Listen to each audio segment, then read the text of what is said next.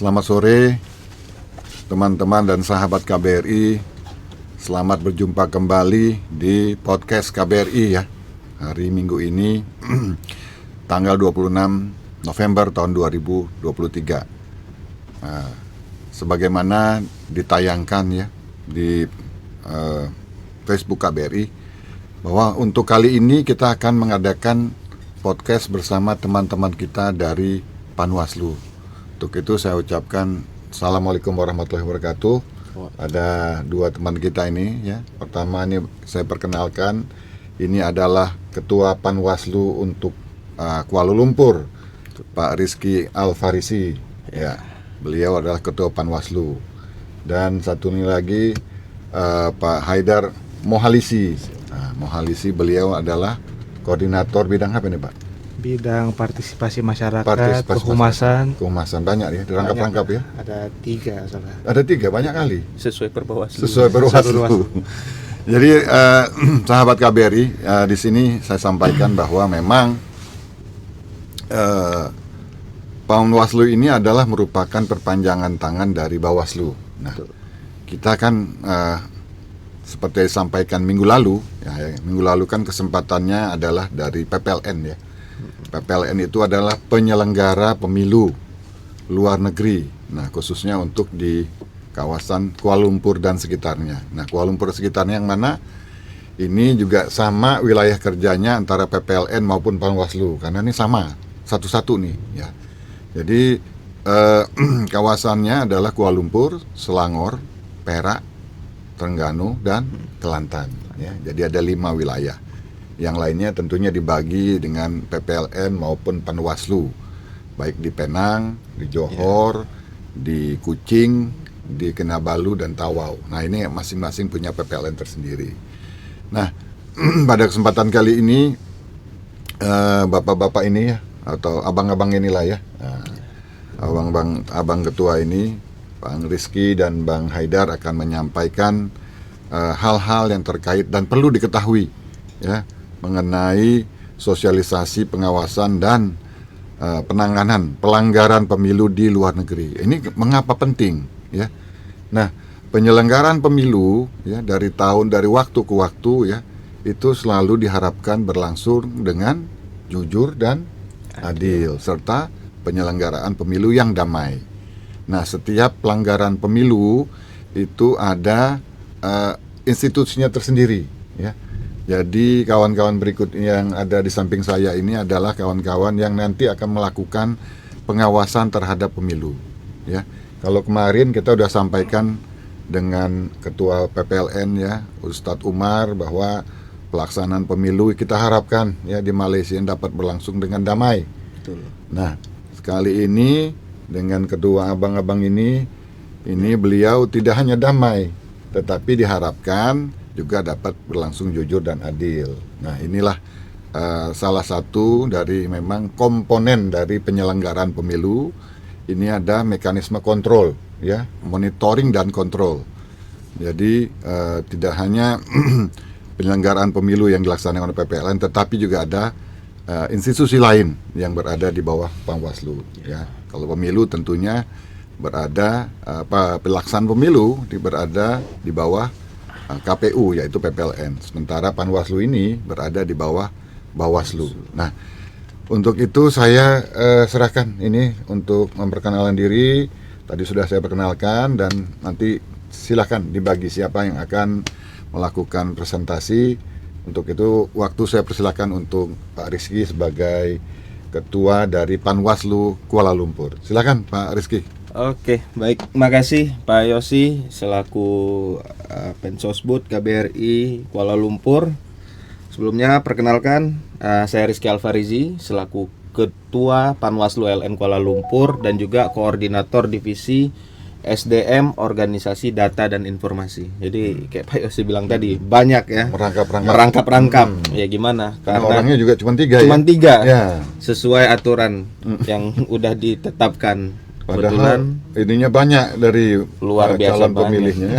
448 ribuan. Iya, hampir satu DPT di provinsi Indonesia Timur sana lah. Iya. Tapi ya begitulah ya, aturan ya, kita pelaksanaan aturan dan di luar negeri memang maksimum ditetapkan 3 ya. Untuk anggota Panwaslu merangkap ketua juga. Iya. Ya sih, masing-masing juga sekaligus koordinator divisi gitu. Mungkin izin Pak, kalau ini kita mau tampilin bahan. Oh, silakan. Ya. Mungkin bahannya bisa. Nah, ini dia. Nah, ya, tapi ini sifatnya ini aja kali Pak ya. Ini mungkin buat teman-teman yang lagi nonton juga, nanti kalau ada yang mau ditanyakan juga boleh. Jadi kita akan kenalin dulu karena ini first time ya. Jadi apa sih? Betul. Panwaslu itu aturan-aturan di belakangnya seperti apa, baru nanti cara kerjanya bagaimana. Oke, next. Ya, secara wewenang Bawaslu ini atau Panwaslu kami ini merupakan penyelenggara pemilu yang memiliki wewenang untuk mengawasin pemilu sebagaimana yang tertera dalam Undang-Undang Nomor 7 Tahun 2017 terkait pemilu ya, serta pengawasan pemilihan kepala daerah. Itu kalau untuk yang di daerah-daerah. Yeah. Nah, kalau kita tengok di sini ini tadi nih, Panwaslu luar negeri 3 orang. Itu dia. Nah, jadi whatever, mau sebanyak apapun, sebesar apapun, jumlah pemilih dan luas wilayahnya, ya 3 orang. 3 orang. Jadi dan diperbantukan oleh 2 orang sekretariat. Oke, next. Nah, jadi gimana sih, apa sih yang sebenarnya kemudian oleh Panwaslu ini diawasi terkait pemilu tersebut ya? Secara umum pengawasannya ini tuh ada 3: electoral observation, monitoring, sama supervisory. Observation, bagaimana kita turun ke lapangan. Nah, ini kebetulan nih Pak, kami baru selesai sosialisasi. Waduh. Sosialisasi dari hari Jumat. Jumat Dari hari Jumat kami baru nyampe hari ini di sini. langsung. Langsung ini. Langsung Kita nyampe sini. Online Makanya langsung ini ya? diawasi online langsung. Nah, karena observation ya, kita tengok turun ke masyarakat yang di kilang, yang di perkebunan, ya kan, bagaimana pandangan masyarakat terkait proses pemilu ini. Juga kemudian dengan monitoring kita menyampaikan bahwa proses yang sudah berlangsung itu seperti apa, lantas bagaimana mestinya masyarakat menyikapinya. Kemudian supervisory, dari hasil yang kami temukan di lapangan ya, kita coba untuk mengkaji, jadi sehingga bisa menganalisa terkait kerawanan-kerawanan pelanggaran di luar negeri terkait dengan pemilu. Begitu. Oke, next. Nah, sebenarnya peran Bawaslu ini nggak cuman kita mungkin karena dia pengawas gitu, jadi kesannya nindak. Padahal yang lebih penting ya, kayak orang bilang ya, mencegah lebih baik daripada mengobati. Jadi sebelum suatu persoalan menjadi besar, ya kita harus mencegah terlebih dahulu. Nah, ini juga yang kita turun ke masyarakat, kita cegah, kita coba tanya ke masyarakat apa sih yang menjadi kendala, ya kan, apalagi kalau misalnya yang belum dapat informasi sama sekali. Lantas kemudian kita sampaikan, misalnya nih kalau yang dalam waktu dekat kan kampanye itu baru boleh dilaksanakan tanggal 28 nanti. Nah, sebelum itu apa? Ya berarti tidak boleh ada kampanye. Kita sampaikan ke masyarakat bahwa jangan sampai ada yang melakukan kampanye. Apa sih yang dimaksud kampanye? Kalau kita merujuk pada Perbawaslu kampanye, di situ dijelasin sih bahwa hal-hal yang merujuk kepada citra diri dari calon tertentu berupa foto, nama, ajakan pilihan, baik secara verbal ataupun tercitra dalam sebuah media seperti itu kita sampaikan. Nah, dari adanya pencegahan seperti itu, sehingga hal-hal yang rawan bisa kita coba reduce, kita coba kurangi, bahkan bisa berhasil lagi untuk tidak terjadi seperti pelanggaran pemilu ataupun kemudian sengketa proses pemilu. Nah, ini masuknya di divisi Pak Haidar. Mungkin boleh untuk ngelanjutin. Ya, tadi seperti silakan. yang banyak disampaikan Pak Rizky. Jadi tugas saya adalah untuk mengurangi tugasnya teman saya yang satu lagi, Pak. Jadi Namanya bertiga Pak nih Razi. kan? Ya, Oke. mencegah. Iya. Mencegah. Nah, Pak Razi, dia Razi. penanganan penindakan. Oke. Itulah yang kalau sampai ke Pak Razi ini artinya situasinya udah gawat, Pak. Jadi sebisa mungkin, sehumanis mungkin, kami dari Panwaslu berusaha untuk mencegah dan juga mengedukasi masyarakat agar masyarakat juga bisa ikut membantu kami mencegah. Tapi seperti yang sudah disampaikan oleh Pak Ketua tadi, DPT kami sangat banyak, Pak. Satu dunia di luar negeri ini paling banyak, 447.000 sekian. Ini terbanyak di seluruh dunia. Iya, paling banyak. Dan paling titik menurut kajian Bawaslu, tingkat kerawanannya bukan merah lagi, Pak, hitam, Pak. Saking rawannya, Pak. Saking rawan. Nah, oleh karena itu kami dari Panwaslu memiliki 2 metode lah dalam pengawasan. Salah satunya pengawasan melekat, ini yang untuk kami sendiri, dan partisipatif. Dan salah satunya kita mengedukasi masyarakat, ormas-ormas, mahasiswa di luar sana, agar mereka juga dapat membantu kami mengingatkan warga yang lain, melaporkan, karena kami cuma bertiga, Pak, mengawasi luas wilayah yang lebih besar dari Jawa Barat, Pak. Nah, kebayang, Pak, seperti apa susahnya, Pak, kompleksnya, Pak. Dan kadang-kadang mereka-mereka di luar sana lebih pintar dari kami untuk mengelabui dan sebagainya. Itulah perannya masyarakat itu, Pak. Jadi kita engage ke masyarakat, kita edukasi, kita berikan pemahaman, hal ini yang boleh loh, ini nggak boleh loh. mekanisme pelaporannya seperti apa. Jadi kalau masyarakat terengage, terus mereka paham esensi dari pemilu itu seperti apa. Jadi kami harapkan setelah mereka paham, mereka juga bisa bantu kami untuk mencegah terjadinya praktik-praktik kecurangan pemilu yang sering kali terjadi di sini, Pak. Baik. Sejauh ini mungkin ya Pak Haidar dan Pak Rizky, ini kan pembentukan Panwaslu ini kan hampir berbarengan ya waktu itu dengan PPL, tapi dilakukan PPL dulu, setelah itu baru Panwaslu ya. Nah ini tentunya kesiapan dari teman-teman Panwaslu ini bagaimana? Ini kan sudah cukup panjang ya dari awal tahun hampir awal tahun 2023, mungkin bulan-bulan Maret seperti itu ya. Ini upaya sosialisasi pencegahan yang disampaikan tadi sudah sejauh mana Pak, dan melibatkan media apa yang memang sudah disiapkan? Apakah memang sudah ada media sosial ya untuk memberikan secara elektronik dan sudah terjun ke lapangan, dan apakah memang kelima wilayah ini sudah di cover? Bagaimana Pak?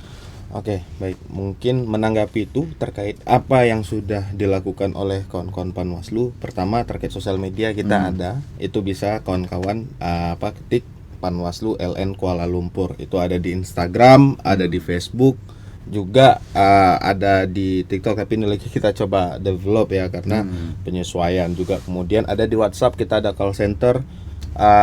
Kayak berapa waktu ini banyak yang ngelaporin bahwa mereka belum terdaftar. Itu juga hasil dari kita di tengah masyarakat, sosialisasi bagi yang belum merasa terdaftar dan sebagainya. Nah, itu banyak yang menghubungi kita. Terus kemudian ya terutama dengan pihak KBRI ini Pak. Makanya nih kita sekaligus menyampaikan terima kasih karena selama ini kita juga dibantu, termasuk salah satunya ini melalui podcast. Kemudian perbantuan dari sekretariat yang mana juga orang dari KBRI, terus dengan atas-atasnya terkait misal ketenaga kerjaan, kita sangat dibantu juga untuk turun ke masyarakat lewat Pensosbud, lewat Bapak juga kalau misalnya ada forum-forum yang bersama Ormas kita sampaikan ya. Terus sebenarnya selain daripada kita ke masyarakat juga kita melakukan pengawasan secara internal terhadap penyelenggara. Nah, dalam hal ini kita rutin berkoordinasi dengan PPLN terkait dengan persiapan daripada penyelenggaraan pemilu itu sendiri. Kiranya gitu, Pak. Jadi buat kawan-kawan yang mau ada informasi, tahu gitu, itu bisa di sosial media atau ada hal-hal yang kemudian ingin ditanyakan, bisa kemudian disampaikan ke WhatsApp. Tapi ini mumpung lagi ada live, nanti juga kali Pak ada sesi tanya jawab ya. Ada tentunya. Nah, kita sangat terbuka dan kita bahkan juga bagus karena ketika kita tahu berdasarkan pertanyaan atau ada hal yang ingin disampaikan, itu juga memperkuat pemetaan kita terkait kondisi teraktual ya, terkait persiapan ataupun nanti yang bisa digunakan sebagai penanganan kerawanan-kerawanan yang akan terjadi pada proses pemilu luar negeri di wilayah kerja KBRI Kuala Lumpur. Baik. Gitu. Baik. Ada lagi mau dijelaskan slide-nya dari sini?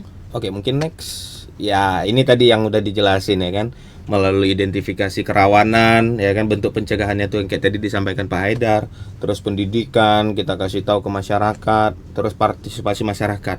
Nah, ini yang paling penting. 3 orang ini tentu nggak akan bisa ngawasi secara keseluruhan. Tapi pemilu adalah sarana kita bersama, ini adalah media kita berdemokrasi, sehingga menyukseskan pemilu adalah tanggung jawab dan kesadaran kita secara bersama, secara kolektif setiap individu untuk berpartisipasi menyukseskan pemilu. Apalagi di luar negeri, kita akan tentu menunjukkan citra yang sebaik mungkin juga di hadapan mata dunia global ya, secara global, sehingga partisipasi masyarakat sangat dibutuhkan dalam hal ini. Oke. Kalau bentuk partisipasi masyarakat tuh maksudnya gimana Pak? Apakah memang ini kan bertiga ya? Iya.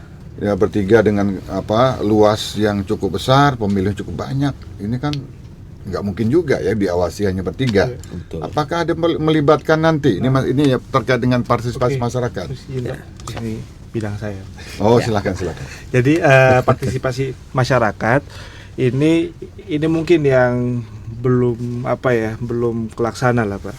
Jadi di Bawaslu sendiri mereka memiliki sistem untuk pengawasan partisipatif untuk meningkatkan partisipasi masyarakat dengan adanya pemantau pemilih.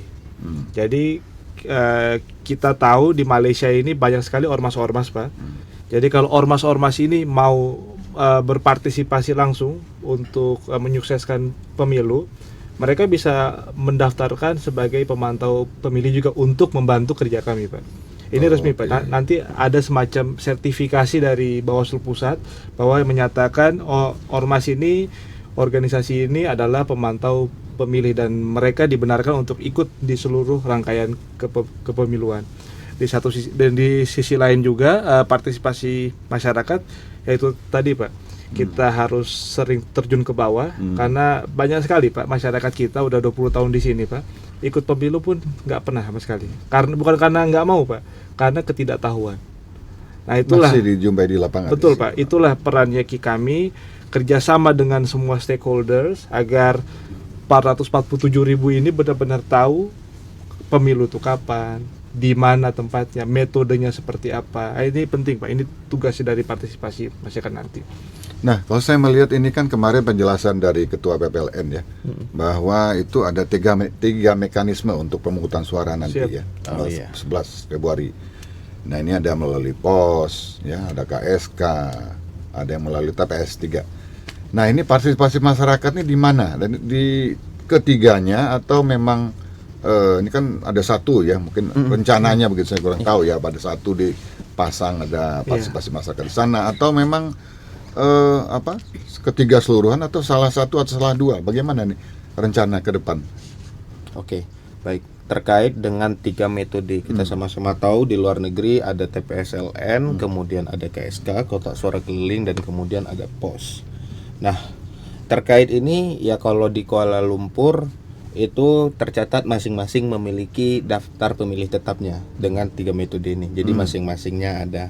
Nah, sekarang ya ini termasuk bagian dari yang kita sosialisasikan untuk menggalakkan, untuk menyemarakkan agar pemilih aware, agar pemilih tahu bahwa akan ada, misalnya TPSLN itu akan dilaksanakan di tanggal 11 Februari, mungkin kemarin BPLN sudah sampaikan, dan yang direncanakan di PWTC. Kemudian dengan KSK itu biasanya untuk para pekerja kita yang berada di ladang, berada di kilang. Nah, ini yang kemudian kemarin kita juga bersama PPLN, Pak, kita turun bareng dengan Atnaker juga difasilitasi untuk kita berkoordinasi gitu dengan pihak-pihak HR-nya ya, SDM dari masing-masing perusahaan untuk bisa berkoordinasi terkait dari tenggat waktu yang ada ya, karena KSK nanti itu akan lebih awal daripada TPSLN. TPSLN itu kalau 11 berarti ya start dari awal Februari lah sampai sebelum tanggal 11 itu. Sebelum tanggal 11. Ya, agar bisa turun tim KPPSLN-nya nanti untuk mendistribusikan surat suara ke rekan-rekan yang memerlukan KSK. Lalu kemudian ada pos. Nah, ini pos lebih awal. Sehingga hari ini itu nanti akan ada di Januari. Tapi juga terkait dengan semua ini kita perlu karena kali ini sistem kepemilihan itu berdasarkan yang di online kan ya, dikumpulkan dalam sebuah sistem yang online. Sehingga kita memerlukan juga kesadaran atau kesadaran dari masyarakat itu sendiri untuk coba cek. Nah, takut-takutnya nih kan, karena nih data banyak, 400 ribuan lebih ya. Ada kemungkinan karena seperti yang kami temukan di lapangan bahwa ada yang memang dia sudah terdaftar di KSK misalnya untuk kawan-kawan yang ada di perkebunan, di pabrik seperti itu. Tapi ada juga beberapa yang mungkin karena sistem terdaftar di TPS. Nah, sekarang ini tahapannya ada tahapan DPTB, daftar pemilih tambahan.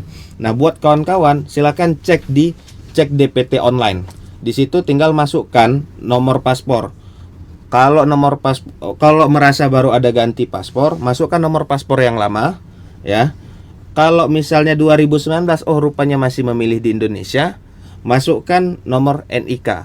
Kalau juga nggak ada, tetap tidak ada, silahkan laporkan ke PPLN. Ada di sosial media PPLN untuk pemilih. Tapi bisa juga lewat kita untuk kita perkuat, kita sampaikan kepada PPLN. Jadi tingkat partisipasi ini ya kita coba maksimalkan, apalagi dalam hal ini kita melalui ormas-ormas yang ada bersama KBRI juga kita coba terus tingkatkan karena 444.000 tuh masing-masing beda. Untuk TPSLN itu ada sekitar 223.000, kemudian KSK ada sekitar 70.000, baru pos ada 150.000. 150.000. Nah, ini perlu kesadaran juga dari masing-masing ya bahwa proses pelaksanaan pemilu mencoblos itu bukan karena disuruh, tapi memang karena kita punya hak politik, kita gunakan sebaik mungkin. Gitu, Pak. Sebagai warga negara yang baik ya. Betul. Nah, jadi kita memang teman-teman dari Panwaslu ini tidak hanya sebetulnya melakukan pencegahan maupun penindakan, Ya. tapi tentunya mendorong ya partisipasi masyarakat untuk tidak hanya berpartisipasi ya, tidak di KPPSLN atau juga mendukung dari Panwaslu, tetapi tentunya hak sebagai pemilih itu digunakan agar apa? Agar mungkin tingkat partisipasi masyarakat tuh dari pemilu ke pemilu itu meningkat. Betul. Ini kan harapan kita, ya. Betul. Apalagi tadi disampaikan oleh Bung Haidar ini tadi masih dijumpai yang belum pernah. Ya. Oh ya, belum pernah melakukan pemilu udah bertahun-tahun gitu, ya. Ini kan tadi disampaikan oleh Bang Rizky tadi sebetulnya bahwa ini ada yang selain DPT itu kan ada DPTB, ada DPTK, DPK. Ya. Ya. Ini suatu hal yang bisa menambah tingkat partisipatif masyarakat sebetulnya. Bahwa mereka belum ada di DPT bisa dicek di DPTB atau terakhirnya bisa di DPK. Ya. Iya. Buat masyarakat. Nah, ini mumpung masih tahapannya masih jauh ya, Pak ya. Bagusnya ngecek lalu kemudian atau kalau misalnya ada yang udah ada planning sekitar Februari kali ya mau ke Kuala Lumpur. Nah, itu bisa dipersiapkan dari sekarang. Tapi kalaupun tidak ada, itu bisa tetap dia ketika dia datang sesuai dengan dia memenuhi syarat-syarat sebagai seorang pemilih ya, dia membuktikan dengan kartu identitas, maka bisa saja. Cuman DPK itu nanti disebut sebagai DPK, daftar pemilih khusus. Tapi daftar pemilih khusus tersebut itu terbatas dari total keseluruhan jumlah pemilih yang ada, dia hanya dilebihkan 2,5% ya. 2%, sehingga bisa ada bisa mencukupi, bisa tidak gitu kan. Tapi makanya nih kita perlu dari sekarang ayo gitu secara mandiri kita ngecek sudah terdaftar atau belum ya kan, sehingga hal-hal tersebut bisa kita cegah kerawanan ketika di mana nanti membludak ya kan terkait DPK. Jadi perlu ada pemetaan dari sejak sekarang ini gitu. Jadi lebih awal kita bisa petakan akan lebih baik. Betul. Ya. Karena ini DPK itu adalah opsi terakhir. Opsi terakhir. Opsi terakhir dan angkanya juga nggak banyak sih. Nah, hanya 2% dari 447.000. Nah, ini adalah kewajiban juga ya dari teman-teman masyarakat sekalian untuk mengecek kembali lagi ya. Betul. Waktu sesi sebelumnya dengan Ketua PPL sudah disampaikan ya. Ya ayo ngecek. Nah, itunya dikasih tautannya. Sudah dikasih. Jadi tolong dicek. Tolong dicek, nggak ada dicek lagi DPTB. DPTB nggak ada, nah itu last resort lah. Last resortnya DPK. Nah, ini yang kita terus ya dari waktu ke waktu karena PPLN juga menyampaikan seperti itu, teman-teman dari Panwas juga mengingatkan lagi ya, dari KBRI juga kita mendorong supaya masyarakat juga terus bisa memanfaatkan haknya untuk bisa memilih tentunya. Nah, ini kan kita bicara nih bentuk pencegahan dan jenis kegiatan pencegahan. Ini mekanismenya kalau dari Panwaslu nanti terkait ada pelanggaran bisa dijelaskan mungkin di slide berikutnya. Oke, bisa. Kita masuk ke slide berikutnya. Ini peran Panwaslu. Ya, ini yang tadi secara garis besar kita sudah sampaikan. Oke, kemudian next. Ya, next. Nah, ini konsep penegakan hukum. Oke, siap. Konsep ya, jadi perlu dipahami dulu bagaimana kemudian konsep penegakan hukum pemilu ini terkait dengan untuk proses pemilu itu sendiri. Ya, penegakan hukum pemilu itu ada dua sifat. Yang pertama korektif, yakni penegakan hukum yang memungkinkan untuk mengubah atau membatalkan keputusan, seperti penyelesaian sengketa, penyelesaian pelanggaran administrasi, perselisihan hasil pemilihan umum. Kemudian ada yang sifatnya punitif, yakni memungkinkan adanya penjatuhan sanksi, baik administratif maupun pidana kepada pelaku pelanggaran, seperti penanganan tindak pidana pemilu dan penyelesaian pelanggaran administrasi TSM. Nah, ini kalau kita boleh tengok ya bagaimana proses daripada penegakan hukum pemilu itu sendiri. Ya, kalau kawan-kawan mungkin tahu ya bagaimana apa yang telah terjadi di 2019 waktu itu, dan itu yang akhirnya kemudian menjadi indeks kerawanan pemilu di Malaysia terkhususnya. Bagaimana kemudian, dan itu juga merupakan peran daripada Panwaslu itu sendiri, sehingga apa misalnya waktu itu terjadi PSU, pemungutan suara ulang, ini yang kemudian bagian atau bukti dari sebuah proses konsep penegakan hukum pemilu. Nah, apa yang kemudian ditindak ya, tindakan yang dalam pemilihan tidak sesuai dengan perundang-undangan, baik berupa sengketa, pelanggaran ataupun bisa tindak pidana. Nah, kemudian kenapa sih kemudian harus ditegakkan? Karena yang pertama ada hak untuk melindungi dan memulihkan hak pilih, karena masyarakat memiliki hak memilih dan juga hak untuk dipilih, dan ini semua demi terwujudnya pemilu yang jujur dan adil. Itu secara konsep penegakan hukumnya. Oke, next. Nah, ini alurnya nih memang agak ya, kalau kita lihat di sini panjang banget ya penjelasannya. Tapi ya kita memudahkan juga dengan adanya yaitu tadi narahubung. Kita ada sosial media ya kan. Secara administrasi memang nanti harus dilengkapi, seperti dia harus dia seorang WNI yang dibuktikan dengan KTP, atau kemudian yang tadi kayak disebutkan Pak Haidar, pemantau pemilu yang kemudian dibuktikan dengan akreditasi, kemudian peserta pemilu dibuktikan dengan SK KPU tentang penetapan peserta pemilu. Itu sih. Jadi bisa dia WNI, pemantau pemilu atau peserta pemilu, harus dibuktiin dulu dan dapat memberi kuasa kepada seorang yang berprofesi advokat atau bukan advokat dengan surat kuasa, itu bisa juga. Terus petugas dan ruang penerimaan laporan, dan berhubung nih memang luar negeri, oke, kalau memang ya tinggal datang KBRI untuk kemudian kita bisa menerima langsung laporannya ya, tapi bisa juga disampaikan melalui sosial media. Nah, nanti kami akan memastikan laporan bukan merupakan sengketa proses pemilu dan disampaikan secara rinci dan jelas. Jadi harus betul-betul disampaikan. Dan ini juga bagian daripada sebuah laporan tersebut, baik berupa keterangan ya kan, kemudian dua alat bukti, baik kemudian alat bukti tersebut berupa record, gambar dan sebagainya, itu bisa. Terus nanti kami akan memastikan adanya dokumen itu dia, seperti fotokopi KTP, bukti, surat kuasa dan lain. Terus kemudian kami akan mencetak tanda bukti penyampaian pelaporan dan kemudian mengumpulkan laporan ke dalam siap lapor. Ini sistem internal lah. Nah, kemudian dari hasil laporan tersebut dilakukanlah kajian awal. Kajian awal ini dalam sebuah pleno kita dengan menggunakan formulir B7, ini format untuk kajian awal ya, dan ini kita punya memang maksimal waktu ya dalam 2 hari setelah laporan disampaikan. Nah, ini yang memang harus menjadi concern buat sebuah pelaporan. Jangan nanti tiba-tiba loh kok gini, karena memang ada batas tenggat waktu yang mana dimaksudkan agar proses tersebut bisa ditindak secara secepat mungkin. Jadi tidak terlalu lama rentang waktu yang ada, sehingga istilahnya nggak basi gitu kali Pak ya. Nah, yang dalam hal ini kajian awal disusun dan diplenokan paling lama 2 hari setelah disampaikan. Nah, ada beberapa kemungkinan dari laporan yang disampaikan. Yang pertama, laporan kemudian dicabut telah diselesaikan atau kadaluarsa.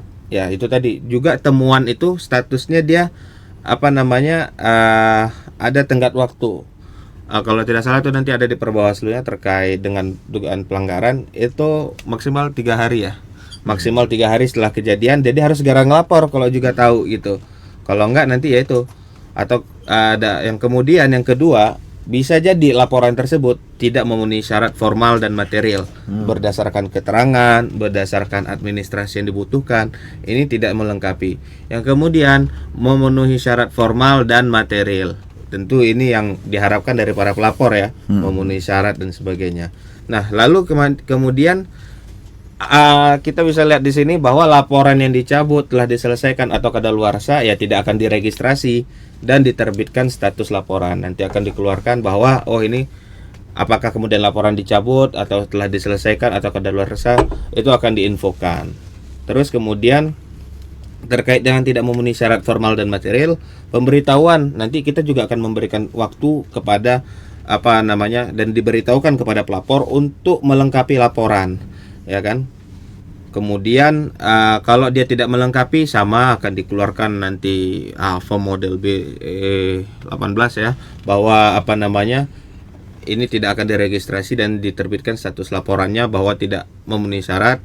Kemudian pemberitahuan untuk kalau dia melengkapi maka pleno. Nah, berdasarkan pleno tersebut nanti diregister dan kemudian diambil alih. Ini perlu juga dipahami bahwa kami Panwaslu LN Kuala Lumpur itu dia secara hierarkinya langsung ke Bawaslu RI. Jadi sifat daripada penanganan pelanggaran dari laporan-laporan yang ada, jadi kami memeriksa bahwa keputusan tersebut nanti akan dilimpahkan kepada Bawaslu RI. Tetap ya, gitu. berarti keputusan tetap Keputusan berada di jadi kami Bawaslu. sifatnya rekomendasi berdasarkan apa yang kami temukan, berdasarkan keterangan yang kami dapatkan, maka itu nanti akan menjadi keputusannya ada di Bawaslu RI. Jadi sifatnya rekomendasi. Itu sih terkait bagaimana how to menangani pelanggaran daripada Panwaslu LN Kuala Lumpur. Ya, jadi kalau kita ngelihat dari proses ini kelihatannya kan panjang ya. Panjang, tapi simpel aja. Kalau ada dapat foto, rekam, kirim ke WhatsApp. Oh gitu. Jadi Simpel aja sebenarnya. ya, sebetulnya ada laporan, ada bukti-bukti yang Ada cukup, bukti-bukti yang ya, cukup, nanti yang kuat. Satu hal yang penting adalah verifikasi. Verifikasi. Ya, verifikasi dari anggota Panwaslu. Betul. Ini Itu mungkin yang dilakukan, akan dijelaskan terakhir tuh bagian verifikasi. Oh, baik. Ya, Tapi ini kan disampaikan Pak Ketua tadi mengenai laporan ya. Ya. Kita juga dari Panwaslu sendiri bisa secara internal kami yang mengkondak satu kejadian lah. Kalau ini kan laporan sifatnya kita pasif, Pak. Nah, yang kemudian yang di slide selanjutnya itu ada tentang temuan, Pak. Nah, Temuan ini adalah hasil dari pengawasan melekat kami. Sifatnya pengawasan aktif. Jadi setiap kejadian-kejadian yang terjadi fase-fase kepemiluan ini kami harus selalu menuangkan apapun yang terjadi itu dalam form model A. Ini kalau kata Bawaslu nih senjata saktinya pengawas pemilu lah. Jadi dari form model A ini kita ceritakan semuanya, dan kalau ada dugaan-dugaan pelanggaran, nah ini langsung kita plenokan nih. Apa yang terjadi, siapa yang melakukan, apakah itu objek yang harus diawasi dan lain sebagainya. Jadi walaupun nggak ada laporan, kita tetap bisa menindak.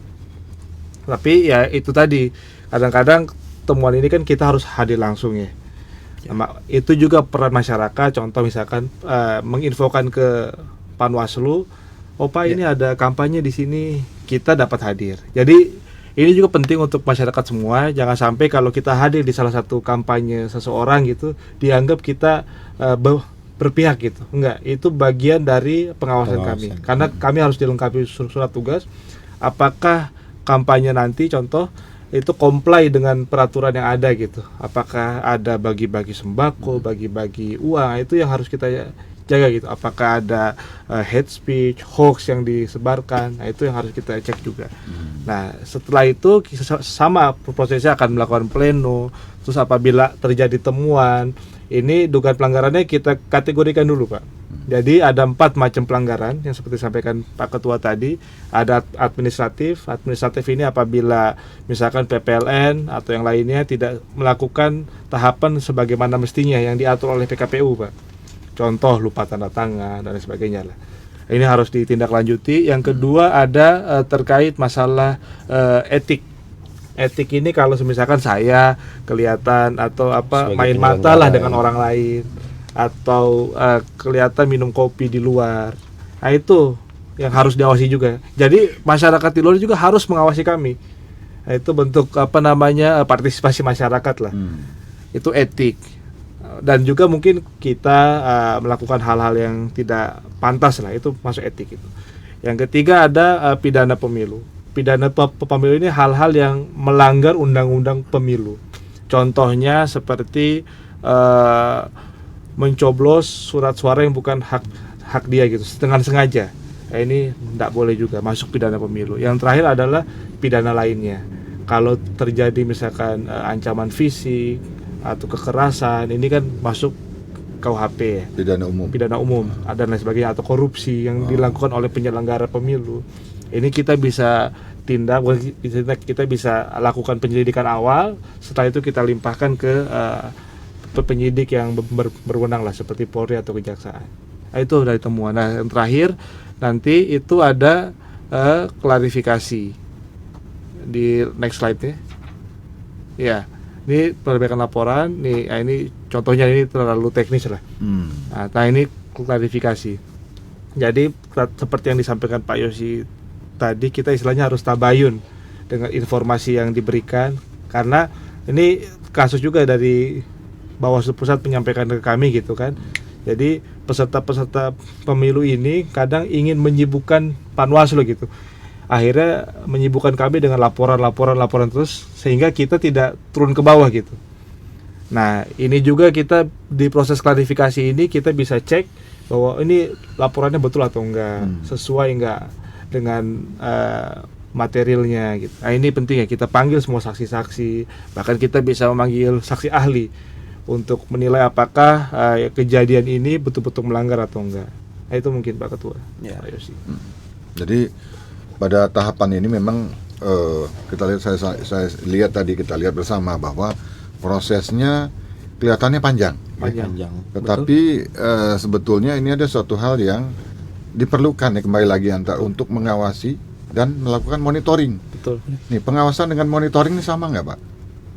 Ya, dalam hal ini cuman kita dari segi kalau monitoring ya apa langkah selanjutnya. Kalau kita terkait dengan pengawasan ada penindaklanjutan. Iya, berarti monitoring, pengawasan dan penindakan apabila memang ini terbukti dari hasil klarifikasi. Betul. Jadi proses klarifikasi ini adalah merupakan satu hal yang sangat penting. Betul. Ya kan, karena kadang-kadang orang misalnya di foto nih, Pak, ya kan tadi etik misalnya kan, apa benar dia bertemu, apa benar ya, itu kan perlu dilakukan klarifikasi. Jadi proses klarifikasi ini yang akan dibahas secara pleno. Dan hasilnya ada berupa rekomendasi tentunya. Itu dia. Ya, rekomendasi ini yang disampaikan kepada Bawaslu tentunya ya kan, karena tadi kan sudah ada tahapan-tahapannya, grade-nya kan sudah ada. Pertama, satu kesalahannya di administratif, ya kan. Kedua, kesalahannya di etik. Ketiga, kesalahannya di pidana pemilu. Keempat, di pidana umum. Nah, ini yang merupakan tindakan-tindakan atau sanksi-sanksi yang akan diterapkan nanti seperti itu. Tapi ini sebetulnya sebagai pengetahuan ya. Ini kan baru pertama kali ya dari sosialisasi dilakukan secara online nih, ya kan. Dan secara lapangan saya yakin teman-teman ini udah kemana-mana nih. Bung nih udah menguasai lah ya. Kuala Lumpur, Selangor, Perak, Terengganu, Kelantan tuh udah terjun langsung. Ini kita ingin tahu nih, selain bisa dibuka nanti itunya, mungkin nomor telepon ininya untuk bisa tanya jawab sambil kita juga ngobrol sambil menunggu mereka juga. Nah, ini ya. Ini kita bisa interaktif ya, nanti kalau ada yang mau ditanyakan dari masyarakat ya, kita punya 2 narasumber di sini yang siap sedia untuk menjawab pertanyaan-pertanyaan yang disampaikan masyarakat. Bagus. Nah, pertanyaannya yang susah-susah juga, Pak. Susah juga boleh? Boleh, Pak. Waduh, iya. Kalau gitu saya cari yang susah deh. Boleh. Jadi ini teman-teman ini kan sudah ke 5 negeri dan 1 wilayah persekutuan ya. 2 wilayah. 2 wilayah persekutuan. 4 negeri, 2 wilayah persekutuan. Oke. Nah, dari pengamatan di lapangan, apa yang sebetulnya tindakan korektif apa yang bisa dilakukan di sini? Karena kan udah ngelihat nih, ada yang kerja di kilang ya, ada yang kerja di perkebunan, ya kan, dan macam-macam ininya pekerjaannya gitu. Jadi bagaimana sebetulnya tindakan korektif yang sebetulnya bisa direkomendasikan lah dari teman-teman Panwas nih kepada pelaksana pemilu ya ini PPLN tentunya. Ada yang mau menjawab nih? Ya, kalau dari yang kita temuin di lapangan berdasarkan kita sosialisasi, di situ kita dapati misalnya yang di perkebunan, di kilang-kilang, ini mereka terdaftar sebagai pemilih. Tapi kemudian misalnya metodenya sebagai TPS. Dan ini tuh masyarakat kalau nggak kita sampaikan, mungkin mereka nggak tahu gitu loh, bahwa kalau kita tanya aja nih ya, udah terdaftar belum Bapak Ibu? Nggak tahu, kayaknya belum. Nah, untuk nge-proof itu kita langsung juga ke masyarakat. Udah ayo sini. Kita secara manual ya, kita buka websitenya, kita kasih tahu. Nah, dari situ kita dapati banyak sekali yang masih mereka ini tidak terdaftar di KSK. Nah, sehingga ini yang menjadi fungsi pengawasan terkait dengan kawal hak pilih dari kami Panwaslu untuk kemudian menyampaikan ke PPLN. Jadi di sini juga sebagai bentuk sinerginya. Dan misalnya titik-titik yang kami temui ya, itu menjadi bisa untuk rekomendasi titik-titik di mana KSK dilaksanakan. Karena juga harus terjamin kan hak masyarakat ini yang ada di kongsi, yang ada di kilang, yang ada di kebun, agar mereka bisa memilih. Sehingga lanjutnya bisa menjadi langkah antisipasi untuk titik-titik yang tidak terjangkau, begitu. Dan di sini juga ya, mumpung kita sampaikan di sini, mungkin kiranya ada dari masyarakat yang ingin berpartisipasi menyampaikan ada titik yang memang nggak pernah selama ini, boleh monggo disampaikan. Nanti kita akan cek terdaftar apa tidak sebagai pemilihnya, ya kan. Terus juga yang penting dibuktikan ya jangan juga nanti direkomendasi supaya di situ memang bukan orang Indonesia, buat apa juga kan? Ya itu dia, itu harus jelas dulu. Harus jelas juga, gitu. Itu sih yang hasil dari pengawasan melalui sosialisasi yang kayak tadi Pak Yosi sampaikan ya, bahwa banyak masyarakat kita, dan ini juga harus lebih dimunculkan awareness bagi kita misalnya yang punya kemampuan lebih untuk di bidang IT, yang punya kemampuan lebih lah, sehingga bisa mengedukasi gitu untuk saudara-saudaranya. Tapi rata-rata yang kami temuin sebenarnya udah punya handphone, paham semua itu. Nah, tinggal bagaimana kemampuan tersebut digunakan untuk kemudahan. Karena kali ini tergolong sangat banyak kemudahan, Mbak ya. Kayak tadi aja, misalnya mereka terdaftar di TPSLN, sedangkan harusnya KSK. Enggak ada tuh harus datang langsung ke kelurahan atau misalnya harus ke sini, enggak. Mereka cukup ada hotline PPLN ya kan, ada form yang disediakan PPLN, mereka penuhi, mereka lengkapi. Jadi selain dibalik hal-hal yang kayak tadi disebutkan, masih banyak masyarakat kita yang nggak terdaftar sesuai dengan metodenya, tapi juga ada kemudahan di balik itu, sehingga adanya kemudahan ini betul-betul dimanfaatkan oleh masyarakat kita, begitu Pak. Jadi kalau menurut saya paling penting adalah penyelenggara pemilu ini melakukan kerja-kerja gila, Pak, untuk untuk meningkatkan partisipasi masyarakat. Nggak bisa kita pakai business as usual. Jadi harus menemukan inovasi-inovasi, bagaimana bisa menggunakan. Ini kan masyarakat kita ini kan rata-rata pengguna pengguna TikTok, Facebook, Instagram, terutama TikTok lah. Ini kan sudah terbukti di pemilu Malaysia ini kan TikTok ini kan sangat bisa berpengaruh, Pak. Dan di Indonesia juga artinya kita dari penyelenggara pemilu ini harus bisa menggunakan sosial media dengan sangat masif, Pak. Bagaimana kita bisa reach out masyarakat.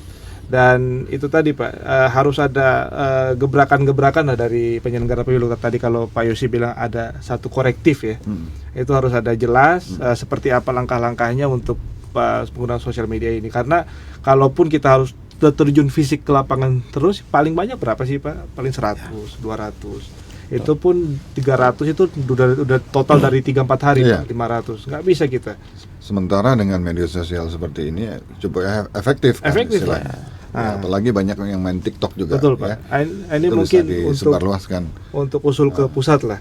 Mungkin bisa ada semacam asistensi khusus atau semisalkan training lah. Bagaimana kita bisa memanfaatkan sosial media ini dengan sangat baik, Pak. Ya, Dan ya. itu kan bisa mengefisiensi anggaran. Pak. Efisiensi. Walaupun kita lebih suka turun ke lapangan kan. Iya, Pak. Ya, ini teman-teman ini menarik sekali ya. Ini kita tunggu nih komentarnya, masukan maupun tanggapan ya. Bisa dikontak langsung di nomor 017-500-7047. Ini nomor Cantik. online ya. Tidak lewat WA. Tapi silakan kalau ada yang mau ditanyakan silakan. Ini waktunya terus berjalan ya. Dan satu hal mungkin nih abang-abang di sini, satu hal yang menarik Nadit, ini adalah tadi mengenai partisipatif masyarakat ya. Partisipasi yang tadi kita udah bicarakan itu sebetulnya kan masyarakat tidak hanya sebagai mempunyai hak untuk memilih ya. Tadi juga hak untuk dipilih bagi mereka yang sudah mendaftarkan untuk menjadi caleg ya. Tetapi juga partisipatif masyarakat ini adalah masyarakat turut serta. Betul. Turut serta dalam penyelenggaraan pemilu sebagai KPPSLN maupun yang kemarin itu tugas keamanan, tetapi juga bisa di bidang Panwaslu nih. Betul. Memberikan pengawasan di lapangan. Iya. Nah, ini yang juga mungkin ingin diketahui ya. Ini untuk masyarakat bisa ketahui lebih lanjut. Betul. Apa ini nanti yang direncanakan oleh teman-teman Panwaslu untuk merekrut masyarakat. Oke. Jadi terkait dengan partisipasi masyarakat, kalau dari segi pelaksana itu ada KPPSLN, di kita juga ada. Itu nanti ada PTPS, pengawas TPS dan PKSK. Dan kemarin sudah dirapatkan di Komisi 2 bahwa Perbawaslu terkait dengan tahapan pencoblosan nanti. Ini kemungkinan juga bakal dibuka PPOS, pengawas pos. Cuman memang kita masih menunggu Perbawaslu yang resmi ditandatangani dan juga surat edaran teknis untuk perekrutan. Kita doa-doa secepatnya mungkin dalam waktu Desember. Kami juga aktif berkoordinasi dengan pusat terkait hal ini agar kita bisa menjaring masyarakat. Tentunya kurang lebih ya dari segi misalnya fasilitasi itu ya dia mencakup ada honorarium ya. Kemudian kalau dari segi kinerja ini memang lebih simpel dan sederhana. Karena dia menyusun pelaporan hasil analisa dia di lapangan gitu. Dan berapa banyak sih yang dibutuhkan? Jadi misalnya dalam satu kelompok itu baik TPS, KSK dan POS, ada satu TPS atau ada satu KSK atau ada satu POS. Masing-masing ini nanti akan ada satu pengawas. Nah, jadi kalau kita dengan dengan pos kalian berarti ada sekitar 600-an, Pak. 600-an tenaga. Cukup banyak. Ya, 600. dan itu menyesuaikan dengan masing-masing. Jadi misalnya TPSLN ada TPS 01, ya itu satu nanti pengawas TPS-nya. Kemudian KSK. Dan tahapan kerja ya, itu nanti mungkin mulai dari dia pelantikan dan BIMTEK, kemudian saat pemungutan suara dan kemudian saat penghitungan. Jadi masing-masing tahapan ini harus benar-benar ya masyarakatnya ada di sini gitu kan. Jadi ini kita juga membuka peluang, nggak hanya ada di KPPS, tapi juga nanti masyarakat bisa berpartisipasi melalui pengawas baik itu PTPS, PKSK ataupun PPOS. Ya, mungkin untuk masyarakat supaya lebih yakin bisa ikut tim kepengawasan kita. Mungkin ketuanya dari Pensosbud sendiri bisa menjadi bagian dari kami mungkin sebagai pengawas TPS. Ini izin juga kita sampaikan mungkin ya Pak ya, karena ya kita terbuka, apalagi dengan jumlah pemilih kita yang cukup banyak, setidak-tidaknya ya 600 mah pasti bisa lah ya kan.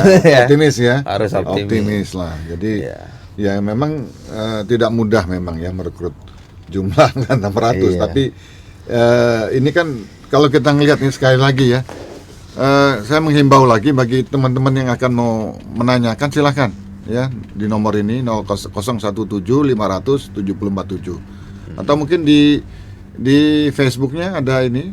Nah, nanti kita lihat kalau ada pertanyaan silahkan saja langsung. Tetapi ini satu hal yang menarik tadi. Ini saya juga melihat nih teman-teman kemarin untuk PPLN rame nih nanya nih. Ya. Ini agak takut-takut apa gimana nih? Tapi memang ini sifatnya adalah suatu hal yang berbeda ya. Ini ada yang dari sisi pelaksanaan pemilu, ada sisi pengawasan, dari kontrol masyarakat, dari kontrol dari Bawaslu yang diwakili oleh Panwaslu di sini begitu ya. Nah ini kinerja tentunya dari teman-teman Panwaslu ini kan akan juga ditentukan dari masyarakat tentunya kinerjanya kan, karena ya masyarakat tentunya akan selain dia menilai, melakukan penilaian, tetapi juga menjadi bagian di sini kan. Ini kan tugas ini bukan hanya tugas Panwaslu, tapi masyarakat bisa menjadi melaksanakan tugas negara nih sebetulnya, iya kan? Jadi apa yang dilakukan teman-teman PPLN dari Panwaslu adalah bagian dari tugas negara untuk menyelenggarakan proses pesta demokrasi sebetulnya. Ini yang selalu kita tunggu-tunggu dalam 5 tahun ada proses pesta demokrasi yang diharapkan tentunya bisa memberikan penyegaran maupun juga suksesi dari pemimpin maupun anggota legislatif ya. Nah, mungkin juga bisa ditayangkan di sini teman-teman ya. Nah, hotline Panwaslu di sini ya. Hotline Panwaslu KBRI Kuala Lumpur, bukan KBRI ya, Panwaslu Kuala Lumpur 0148 900 486. Ya. Ada juga Facebooknya nih, ya Panwaslu LN Kuala Lumpur, ada juga Instagramnya, ya Panwaslu _Kuala Lumpur, ada juga websitenya. Ya. Ini luar biasa nih, jadi fasilitasi dari Kuala Lumpur .panwasluln.bawaslu.go.id. Kurang canggih apa Pak? Negara ini memfasilitasi masyarakat. Tuh, coba. Jadi cuman kurang satu. Apa Pak? YouTube-nya belum ada. Itu. Oh itu. Kita kalau ada atau TikTok-nya mungkin. Kita nunggu tim perbantuan. Ya, ini sepertinya udah pada ngerti semua nih kayaknya dari masyarakat nih. Ya. Memang kelihatan Pak, kalau tugas-tugas kepengawasan ini Pak, memang tidak disukai sama orang-orang. Ini faktanya gitu Pak, seperti di Indonesia tuh kan, kalau ada Panwaslu datang tuh memang hadir tidak diharapkan Pak. Jadi kalau bisa ada Pak. Cuman itulah, ini supaya proses demokrasi ini ada legitimasinya Pak. Jadi siapapun nanti yang menang itu betul-betul melalui proses yang adil, fair, sesuai dengan peraturan perundang-undangan yang berlaku gitu. Tidak ada kecurangan. Karena kalau Bapak bayangkan lah, kalau banyak kecurangan terjadi, kemudian terpilih siapapun itu, bagaimana nanti masyarakat menanggapinya, dunia internasional, implikasinya sangat jauh lebih panjang Pak. Dan ini juga fakta menarik Pak, kami disampaikan kemarin saat BIMTEK di Jakarta. Jadi tidak semua negara ini, bisa dikatakan hampir semua negara, sebagian besar mungkin tidak mempunyai badan khusus untuk pengawasan Pak pemilu. Indonesia mungkin salah satu yang pertama ya, yang mempunyai badan khusus untuk mengawasi penyelenggaraan pemilu. Saya rasa di Malaysia pun nggak ada kan. Jadi hanya ada SPR menyelenggarakan dan tidak ada yang mengawasinya gitu. Kita ada yang mengawasinya, bahkan ada yang mengawasinya lagi DKPP itu sendiri kan. Jadi luar biasa Indonesia ini Pak. Ya, kita patut berbangga sebetulnya ya, karena proses demokrasi benar-benar dikawal. Betul Pak. Ya, pelaksanaannya juga diupayakan peningkatan partisipatif masyarakat semakin meningkat. Betul Pak. Kedua, pelaksanaan jujur dan adil menjadi bagian dari pelaksanaan pemilu sendiri. Betul, Pak. Yang dilakukan oleh masing-masing institusi yang ditunjuk. Nah, ini itulah yang kita sampaikan, kita diskusikan tadi bahwa setiap penyelenggaraan satu kegiatan termasuk pemilu ya, ini harus ada kontrol ya. Masyarakat sebagai social control di sini. Betul, ya. Nah, tapi masyarakat social control ini tentunya ada juga badan pengawasnya. Ini yang menjadi suatu hal yang menarik ya. Siap. Di Indonesia kita benar-benar proses demokrasi ini benar-benar dikawal nih, ya. Dan kita harapkan memang pelaksanaan pemilu ini dapat berjalan dengan lancar ya, khususnya paling setidaknya di wilayah bapak-bapak bung-bung sekalian nih, yang ada di Kuala Lumpur dan wilayah sekitarnya. Kita meminimalisir Pak. Ketika hari H nanti Pak Ketua ini tidak diinterview oleh wartawan. Nah, tidak masuk TV. Iya, iya. Nah, Nah, Pak Yosi terus juga kan. semakin famous nanti kalau masuk TV ini. Kalau dengan hal kebaikan, kesuksesan pemilu, nah, Pak Ketua diundang oke lah. Iya. Mudah-mudahan itu Pak. Iya, iya. Tapi Jadi, whatever lebih apa banyak, yang ada yang akan kita hadapi, kita siap. Dan juga kita punya keyakinan bahwa seluruh WNI yang baik di wilayah kerja KBRI Kuala Lumpur ya, wilayah kerja Kuala Lumpur atau kemudian Johor, Pinang, seluruh dunia terkait dengan pemilu luar negeri 2024 ini, saya yakin baik dari para pekerjanya, dari para peserta pemilunya, ya masyarakat semuanya yang ada di luar negeri memiliki komitmen yang kuat Pak. Karena kita tentu tidak akan berulang pada kesalahan yang sama. Tentu kita akan meningkatkan kualitas daripada penyelenggaraan proses demokrasi itu sendiri, baik dari pelaksana, kemudian para partisipan. Jadi pemilu 2024 ya, kita berkeyakinan bahwa masyarakat kita mampu menunjukkan kualitas terbaik daripada proses demokrasinya. Amin ya. Gitu, Pak. Itu yang kita harapkan ya, dari kualitasnya gitu. Nah, bisa terus meningkat dari pemilu ke pemilu ya. Betul. Itu yang menjadi harapan kita bersama. Ya. Nah, ini kalau sampai saat ini belum ada yang memberikan tanggapan nih. Apa memang Malu-malu ya? Malu-malu apa Memang tidak paham Belum, gitu. saya rasa- Atau sedang melakukan pengawasan di luar sana. Ini kita sedang diawasin oleh netizen nih Pak. Oh, Iya. ya tentunya. Tapi ini kan niatan kita dari teman-teman ini adalah memberi pemahaman Iya, ya, betul. sesuai dengan ketentuan yang berlaku. Ya, tentunya kan ada ketentuan pelaksanaannya di Undang-Undang Pemilu, Ya. ya, ada peraturan KPU, ada peraturan Bawaslu. Bawaslu. Nah, masing-masing peraturan ini adalah memayungi sebetulnya dalam kegiatan pelaksanaan maupun kegiatan pengawasan. Ya. Nah, inilah yang dijabarkan sebetulnya dalam program sosialisasi oleh teman-teman ya, dari Panwaslu di sini ya. Dan tentunya kita harapkan koordinasi ya dengan pihak PPLN juga dapat berjalan dengan baik ya, sesuai dengan keinginan dari kita bersama, keinginan juga dari Bapak Duta Besar Harmono supaya kita dapat menyelaksanakan pemilu secara Itu dia. damai, adanya peningkatan kualitas pemilu, tingkat partisipasi masyarakat meningkat, dan pelaksanaan jujur dan adil. Ini Pemilu berintegritas berintegritas. dengan partisipasi tinggi. Itu harapan. Harapan. Harapan mudah-mudahan. Ya, kalau memang belum ada tanggapan, ini saya sampaikan juga bahwa penjelasan dari teman-teman ini akan dimuat nanti. Ya. Loh, ini ada nih pertanyaan. Oke, silakan. Halo?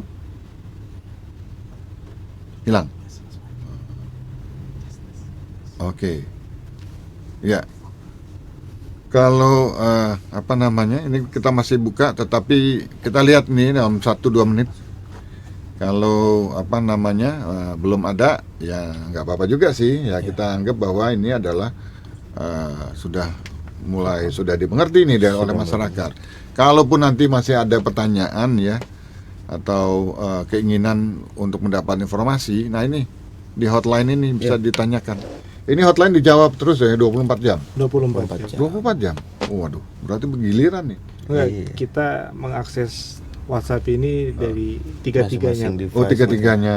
Jadi Oke. kita saling membackup lah. Oke. Nah, jadi ada semua media sosial sudah dilakukan ya, dari mulai tadi ada hotline-nya juga ada Facebooknya, ada Instagramnya, dan ada website. Ya. Siap.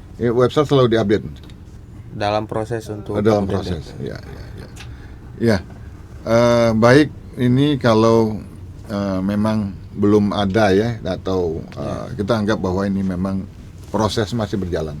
Ini kan sosialisasi baru dilaksanakan ini pertama kali. Ya tentunya ini kan ada sesi berikutnya nanti dari teman-teman ya. Ya. Pasti. Iya kan? Pasti. Ya, salah satunya adalah proses penjaringan tadi. Betul. Ya. Ini apabila memang sudah ada landasan hukumnya dan jadwalnya tentunya Secepatnya kita akan jadwalnya tentunya akan bersamaan nih dengan kan KPP sudah mau selesai Pak. KPPS mau selesai, ini kan ada kita baru buka. logistik sudah masuk segala macam. Nah, ini kan perlu ada yang nanti dilakukan yang mengawasi pengawasan melekat. proses-prosesnya itu. Ya. Nah, ini bung-bung sekalian ini, ya mungkin kita sudah hampir 1 jam ya. Sejam juga ya? Sejam juga, nggak terasa kan? Nggak terasa. Baru 10 menit. Memang terasa 10 menit, tapi sudah 1 jam Waktu lumayan, berlalu cepat bikin ya. kering juga. Jadi Bung Rizky dan Bung Haidar, sebelum mungkin kita tutup ya, ini apakah ada yang ingin himbauan atau apapun yang ingin disampaikan kepada pemirsa atau sahabat dari KBRI, dan tentunya ini adalah sahabat kita ini kan masyarakat ya, masyarakat KBRI. Ini kita sebetulnya kalau diakses tuh pernah kita juga mencapai 400.000. Wah, 400.000. oh, itu semua DPT. Semua DPT juga Semua ada di pemilih situ, itu. pemilihan. Urusan apa tuh, Pak? Macam-macam. Oke. Tentunya. Ini kan sesi kita sekarang adalah sesi untuk membantu teman-teman untuk mensosialisasikan dari pelaksanaan pengawasan pemilu. Ya mungkin Bung Siap. Rizky ada yang mau disampaikan? Oke. Pertama yang pengen disampaikan adalah tentunya ucapan terima kasih dari kami Panwaslu LN Kuala Lumpur dalam hal ini kepada KBRI yang senantiasa membantu setiap proses tahapan-tahapan penyelenggaraan pemilu. Misalnya ini contoh yang salah satunya nih, melalui podcast ini atau melalui nanti akan dihubungkan dengan ormas-ormas, karena ini adalah bagaimana cara kita membuat cakupan yang lebih luas terkait pendistribusian informasi. Kemudian yang kedua, informasi sudah tersebar, lantas bagaimana? Harus ada, ini juga sebagai himbauan kepada masyarakat, kita lah keseluruhan, baik saya pribadi juga bersama rekan-rekan Panwas, agar kemudian timbul kesadaran.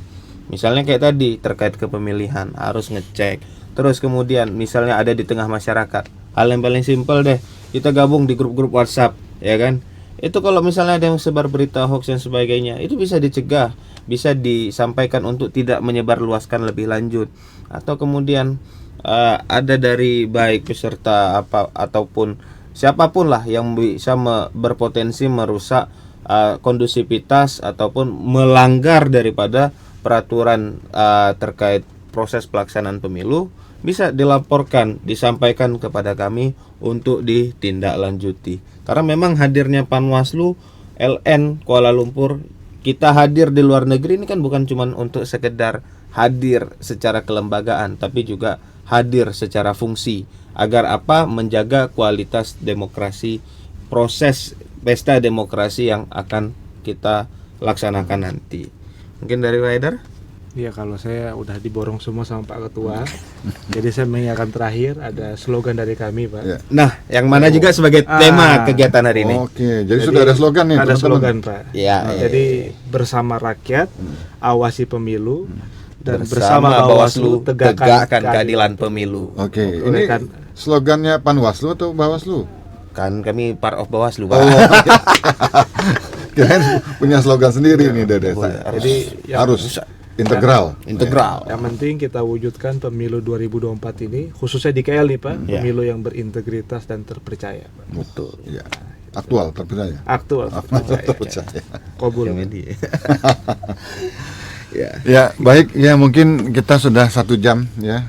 Mungkin 1 jam lebih nih kita sudah ngobrol-ngobrol, Siap, diskusi dan melakukan paparan mengenai tata cara pengawasan ya, partisipasi masyarakat dan hal-hal yang perlu juga diketahui masyarakat ya terkait juga keikutsertaan sebagai pemilih maupun untuk menjadi bagian dari Panwaslu itu sendiri ya pada gilirannya.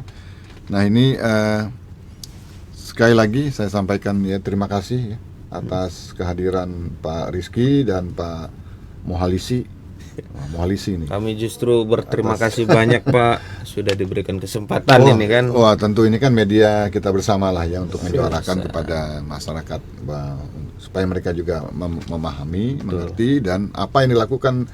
Kadang-kadang kan apa sih kerjanya Panwaslu gitu kan. Nah, inilah yang kita berikan dikerjakan oleh Panwaslu ya, bagian dari proses demokrasi, pesta demokrasi itu sendiri. Ya. Nanti tentunya kalau ada pertanyaan silakan yang tagline di bawah berjalan ini silakan dari teman-teman untuk memberikan masukan, tanggapan ataupun hal-hal yang terkait penyelenggaraan pemilu, terutama untuk pengawasannya. Ya mungkin sekali lagi ini bukan yang pertama kali, tapi ini adalah sesi awal ya dari teman-teman Bawaslu sebagai perpanjangan tangan dari Bawaslu tentunya untuk selalu bersama dengan kita semua ya untuk mengawasi pelaksanaan pemilu yang damai, jujur dan adil. Sekali lagi kita harapkan pelaksanaan pemilu tanggal 11 Februari di wilayah Kuala Lumpur ya dan sekitarnya yang menjadi wilayah kerja dari PPLN dan Panwaslu dapat berjalan dengan baik ya sesuai dengan ketentuan yang berlaku. Untuk itu sekali lagi saya Yosi Iskandar mengucapkan terima kasih. Dari tagline-nya slogan sudah disampaikan ya. Semua slogan itu bisa benar-benar kita terapkan. Saya ucapkan sekali lagi terima kasih buat teman-teman kita. Wabillahi taufiq wal hidayah. Wassalamualaikum warahmatullahi wabarakatuh. Waalaikumsalam Salam sejahtera buat kita semua. Terima kasih.